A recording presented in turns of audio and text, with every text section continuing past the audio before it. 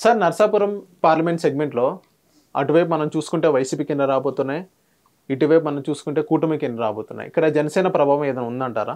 So ఇక్కడ నరసాపురం వచ్చేసరికి TDP కూటమికి వెళ్ళే అవకాశాలు ఎక్కువ ఉన్నాయి. ఎందుకని సార్, ఎందుకని ఒకసారి క్లారిటీ ఇస్తారు? అంటే ఇక్కడ నరసాపురం నియోజకవర్గంలో 7 పార్లమెంట్లో నరసాపురం, భీమవరం,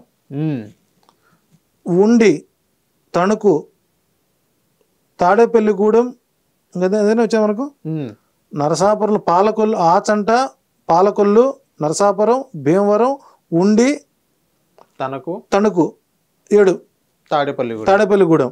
ఇక్కడ వచ్చేసరికి తాడేపల్లిగూడెం వచ్చేసరికి టోటల్గా టీడీపీ కూటమికి వస్తుంది. తణుకు టైట్ ఫైట్ వైసీపీ ఎడ్జిలో పడుతుంది. అనూహ్యంగా మొట్టమొదటిసారిగా ఉండిలో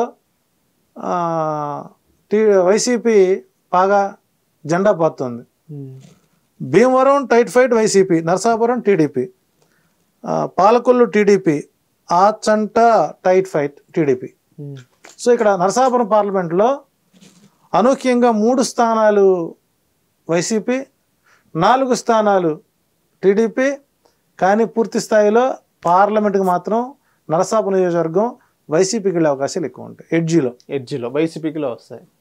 ఎందుకని ఇక్కడ కూటమి ప్రభావం ఎక్కువ చూపుతుందంటారు? ఇక్కడ కూడా పూర్తి స్థాయిలో తెలుగుదేశం అభ్యర్థులను నిలబెట్టుకోవడంలో కొంత జాప్యం చేయడం, ఆ తణుకులో ముందు జనసేన క్యాండిడేట్ని ప్రొజెక్ట్ చేయడం, తర్వాత వాళ్ళకి కాదని టీడీపీకి రావడం, అంటే ఉండిలో ఇద్దరిని మార్చి 3వ వ్యక్తిని తెచ్చి పెడతాం.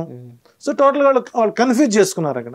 సో ఇక్కడ పోల్ మేనేజ్మెంట్ అండ్ పోస్ట్ మేనేజ్మెంట్లో కొంత టీడీపీ ఈ ప్రాంతంలో బలమైనటువంటి పార్టీగా ఉన్నా కూడా కొంత అక్కడ ఎఫెక్ట్ పడింది. కాబట్టి నరసాపురం నియోజకవర్గంలో 3 స్థానాలు వైసీపీ, 4 స్థానాలు టీడీపీకి బలంగా ఉన్న ఓవరాల్గా అక్కడ ఒక లేడీ ఎంపీని ఫస్ట్ టైం నరసాపురం నుంచి గెలిపించిన అవకాశాలు ఎక్కువ ఎడ్జిలో బయటపడుతున్నారు.